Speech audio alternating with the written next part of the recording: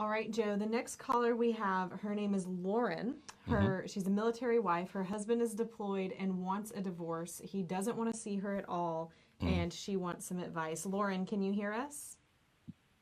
Yes, hi. Hey, Lauren, how are you today? Good, how are you? You could probably be better, right? I'm doing good. Yes. Thanks. Thank you for asking.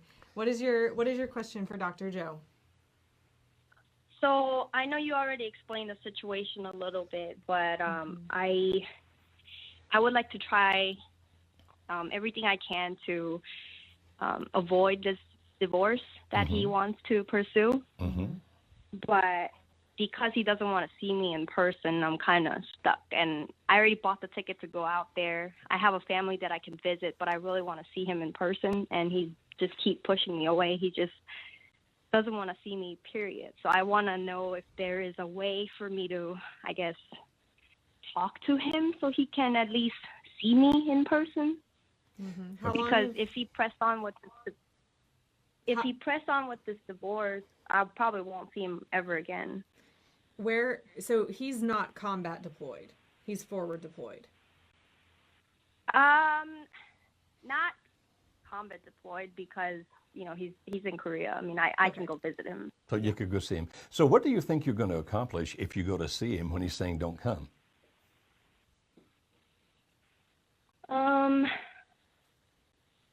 At least I can see him in person and discuss Mm-hmm. why. But how is he going to react if he's saying I don't want to see you, don't come, and you go? Do you think he's going to become more defensive, or do you think he's going to see you and all of a sudden his heart's going to melt? What are you anticipating he's going to do? How he's going to react? He'll be mad at first. And do you think just your being there is going to make him be less mad?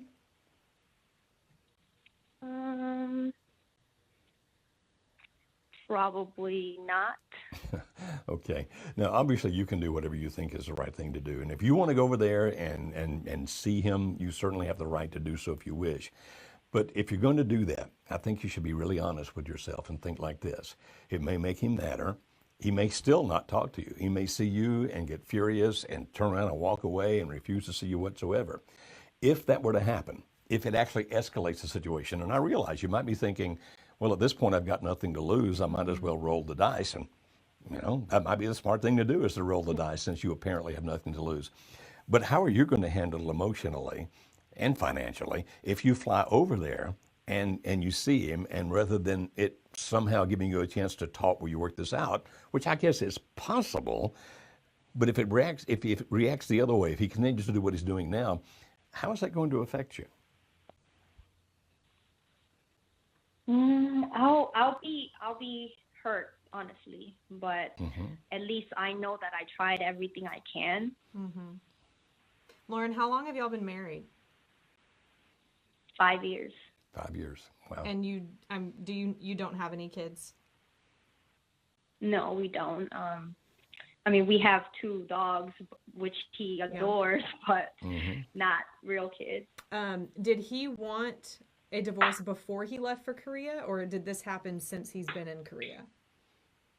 Since he's been in Korea. And how long has he been we've been there? together. He's been there 6 months now, and we've been together 8 years altogether. We did 3 years long distance relationship before we got married. Okay. And before he left Korea, before he left for Korea, was everything fine then, as far as you know?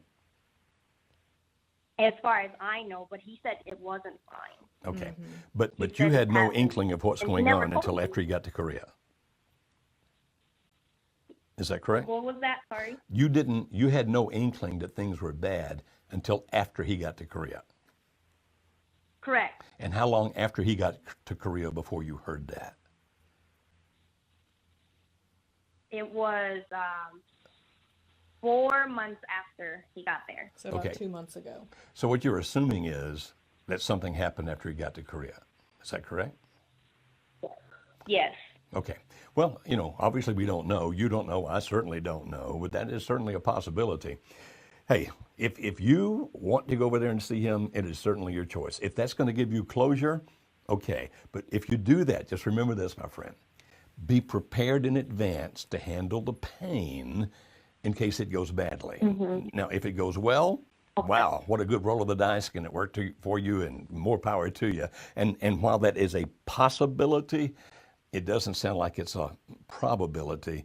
And if you think you can handle it, if you think you can handle the pain if it goes south, if it goes badly, and it's not going to hurt you badly financially, then it's certainly your choice. And if that's the only way you're going to have peace of mind, then go after the peace of mind. Just be prepared to handle the pain if it doesn't work, okay? Yeah. And Lauren, just to give you some encouragement, my husband was stationed in Korea. That was our first duty station when we got married. And I went with him for the first year. And then for the second year he was there, I came back home and we were separated. And I will tell you, not just for me personally, but for most of the families I know where Korea has been a duty station, there has been a lot of stuff like this happening. Korea is a very stressful duty station. And so there's always that threat of war, or what if something goes wrong.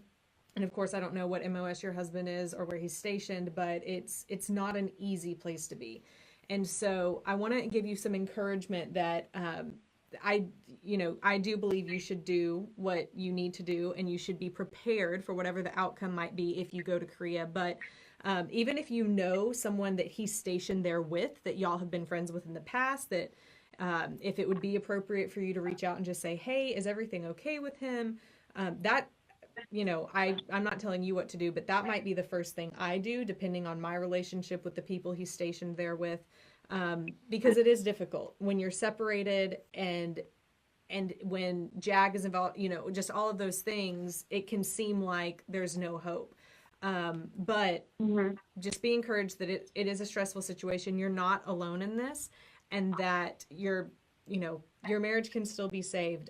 I don't know what might be going on, but I believe that you can work through it.